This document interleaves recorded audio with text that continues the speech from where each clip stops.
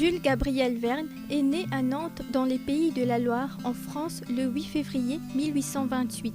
Vivant dans une ville portuaire maritime et passant ses étés sur la Loire, Verne observe de près les allées et venues des navires et des goélettes, ce qui développe son imagination pour l'aventure et les voyages.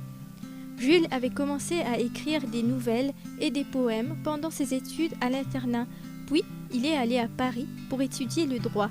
Cependant, Verne semblait plus intéressé par une carrière dans le théâtre que le droit. Verne a écrit et collaboré à de nombreuses opérettes, drames et pièces de théâtre. En 1857, Verne épouse une veuve nommée Honorine de Viane-Morel, qui a déjà 2 filles, Suzanne et Valentine. Verne et Honorine ont ensuite eu un fils qu'ils ont appelé Michel-Jean Verne. Jules travaille à la bourse, mais lorsqu'il ne travaille pas, Verne et sa femme voyagent en Amérique, en France et dans les îles britanniques.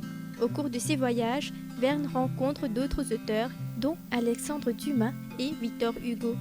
Bien que plusieurs de ses romans aient été rejetés par les éditeurs, la carrière littéraire de Verne est lancée lorsqu'il fait la connaissance de l'éditeur Pierre-Jules Hetzel.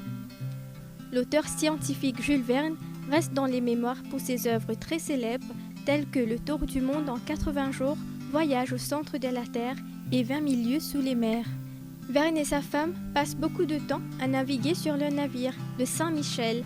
Ses expériences de navigation et ses aventures deviennent l'inspiration de nombreuses autres œuvres littéraires telles que Les aventures d'un correspondant spécial, L'île mystérieuse ou Dick Sand, un capitaine à 15 ans.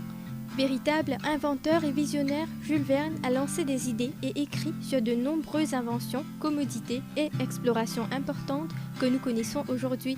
Il a prédit l'utilisation de l'hydrogène comme source d'énergie ainsi que des technologies futures telles que les sous-marins, les avions, les hélicoptères et les gratte-ciels.